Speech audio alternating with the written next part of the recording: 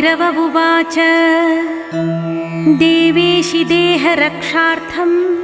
कारणं कथ्यतां ध्रुवम् म्रियन्ते साधकायेन विना श्मशानभूमिषु रणेषु चातिघोरेषु महावायुजलेषु च शृङ्गिमकरवज्रेषु ज्वरादिव्याधिवह्निषु। श्रीदेव्युवाच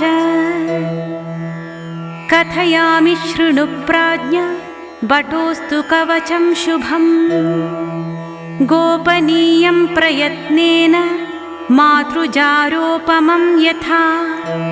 तस्य ध्यानं त्रिधा प्रोक्तं सात्विकादिप्रभेदतः सात्विकं राजसं चैव तामसं देव तच्छृणु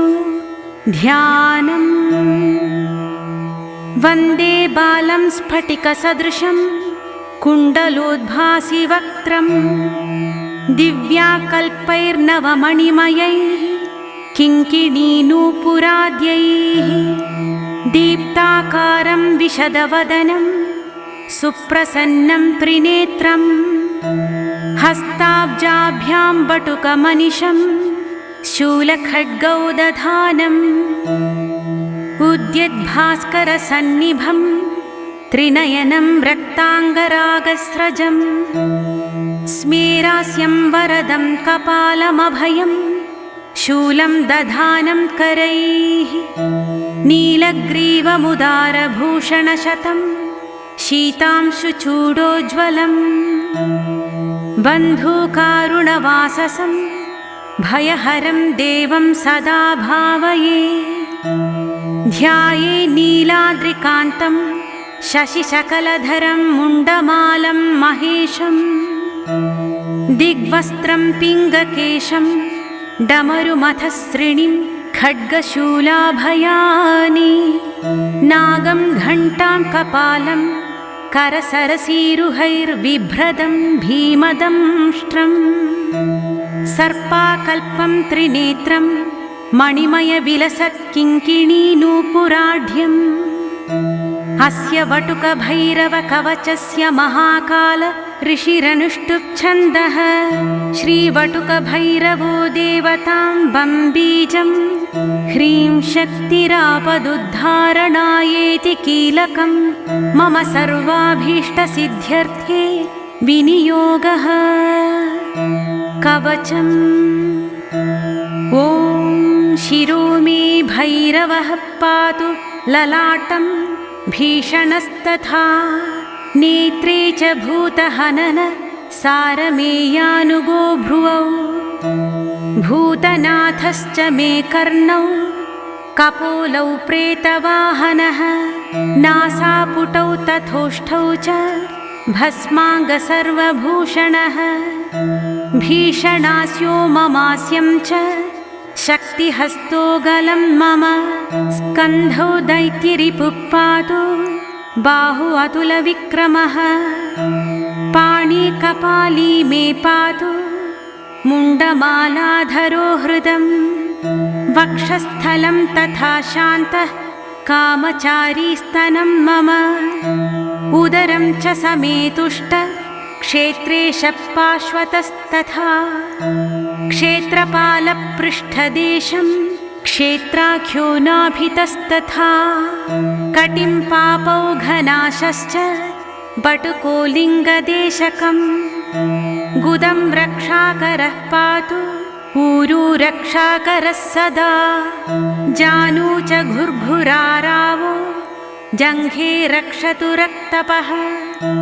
गुल्फौ च पादुकासिद्धः पादपृष्ठं सुरेश्वरः आपादमस्तकं चैव आपदुद्धारणस्तथा सहस्रारे महापद्मे कर्पूरधवलो गुरुः पातु मां वटुको देवो भैरवः सर्वकर्मसु पूर्वस्यामसिताङ्गो मे दिशि रक्षतु सर्वदा आग्नेयां चरुरुः पातु दक्षिणे चण्डभैरवः नैऋत्यां क्रोधनः पातु मामुन्मत्तस्तु पश्चिमे वायव्यां मे कपाली च नित्यं पायात् सुरेश्वरः भीषणो भैरवः पातु उत्तरस्यां दिशि सर्वदा संहार भैरवः पातु दिश्यैशान्यां महेश्वरः ऊर्ध्वे पातु विधाता वै पाताले नन्दिको विभुः सद्यो जातस्तु मां पायात् सर्वतो देवसेवितः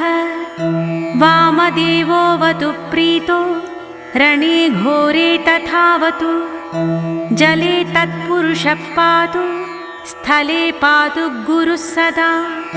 डाकिनी पुत्रकः पातु दारां स्तुलाकिनी सुतः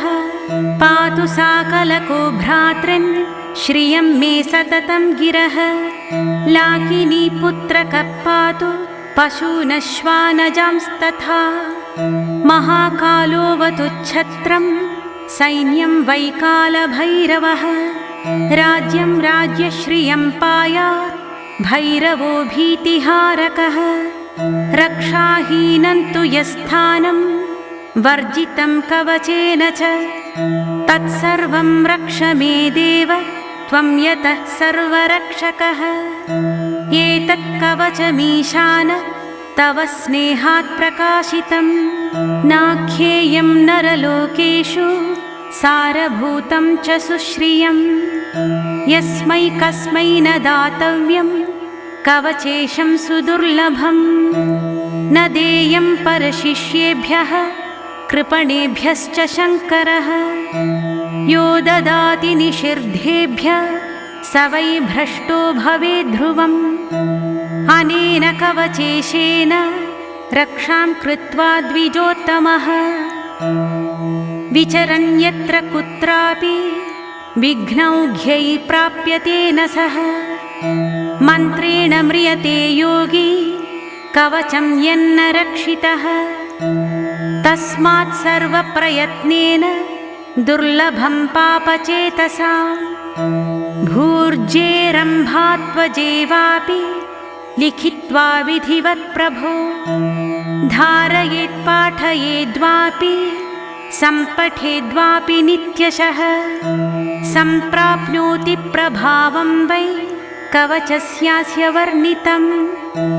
नमो भैरवदेवाय सारभूताय वै नमः नमस्त्रैलोक्यनाथाय नाथनाथाय वै नमः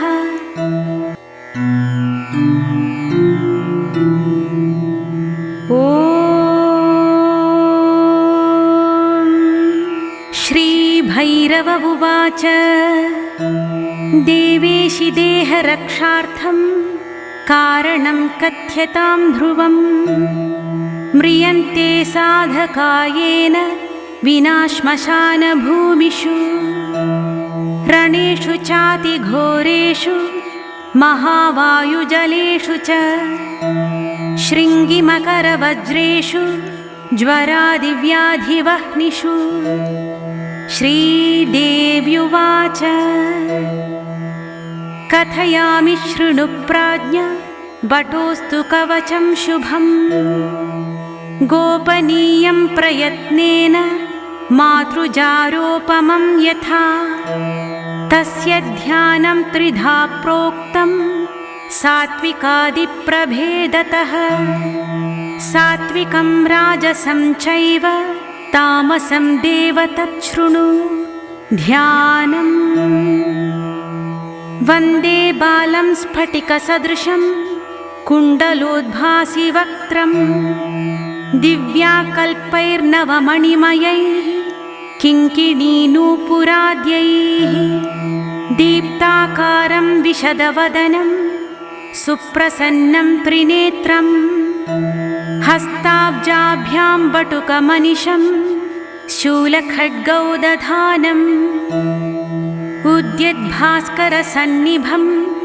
त्रिनयनं रक्ताङ्गरागस्रजं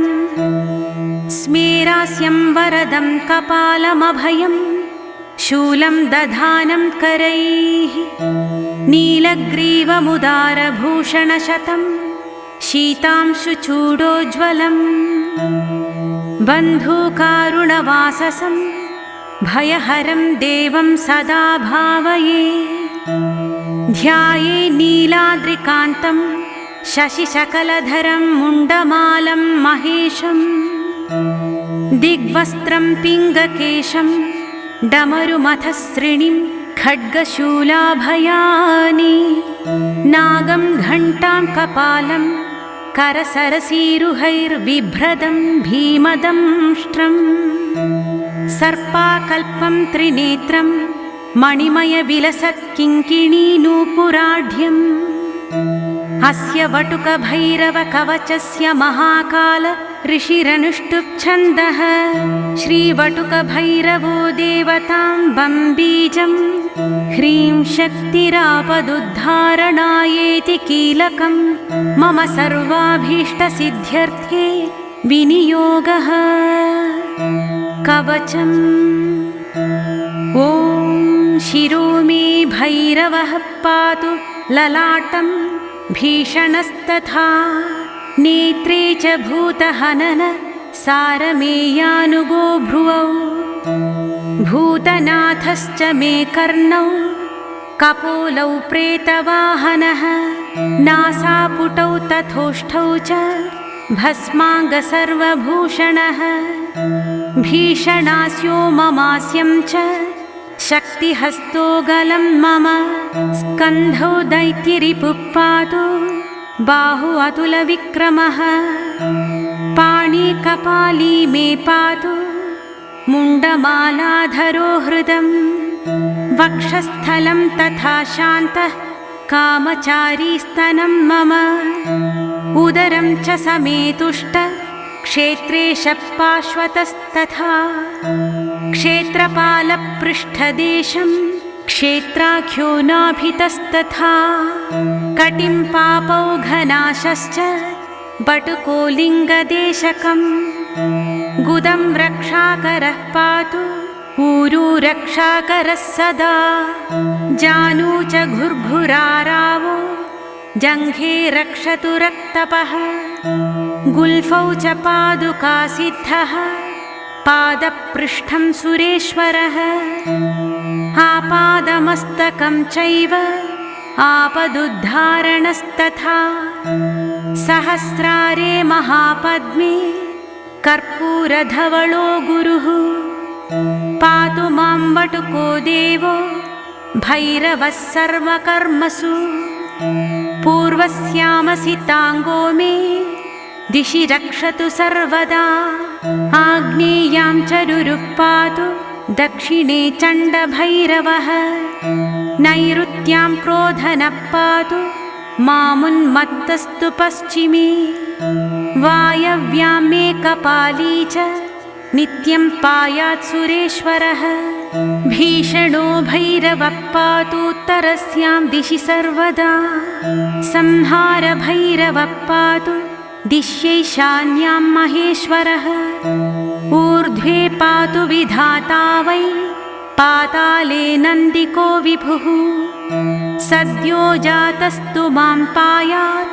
सर्वतो देवसेवितः वामदेवोऽवतु प्रीतो रणे घोरे तथावतु जले तत्पुरुषः पातु स्थले पातु गुरुः सदा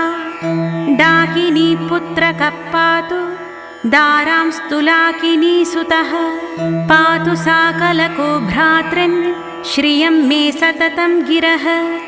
लाकिनी पुत्रकः पातु पशूनश्वानजांस्तथा महाकालोऽवतु छत्रं सैन्यं वैकालभैरवः राज्यं राज्यश्रियं पायात् भैरवो भीतिहारकः रक्षाहीनं तु यस्थानं वर्जितं कवचेन च तत्सर्वं रक्ष मे देव त्वं यतः सर्वरक्षकः एतत् कवचमीशान तव स्नेहात् प्रकाशितं नाख्येयं नरलोकेषु सारभूतं च सुश्रियं यस्मै कस्मै न दातव्यं कवचेशं सुदुर्लभं न देयं परशिष्येभ्यः कृपणेभ्यश्च शङ्करः यो ददाति निषिद्धेभ्यः स वै भ्रष्टो भवेत् ध्रुवम् अनेन कवचेशेन रक्षां कृत्वा द्विजोत्तमः विचरन् यत्र कुत्रापि विघ्नौघ्यै प्राप्यते न सः मन्त्रेण म्रियते योगी कवचं यन्न रक्षितः तस्मात् सर्वप्रयत्नेन दुर्लभं पापचेतसा भूर्जेरम्भात्वजेवापि लिखित्वा विधिवत् प्रभो धारयेत् पाठयेद्वापि सम्पठेद्वापि नित्यशः सम्प्राप्नोति प्रभावं वै कवचस्यास्य वर्णितं नमो भैरवदेवाय सारभूताय वै नमः नमस्त्रैलोक्यनाथाय नाथनाथाय वै नमः इति विश्वसारोद्धारतन्त्रे आपदुद्धारकल्पे भैरव-भैरवी संवादे वटुकभैरवकवचं समाप्तम्।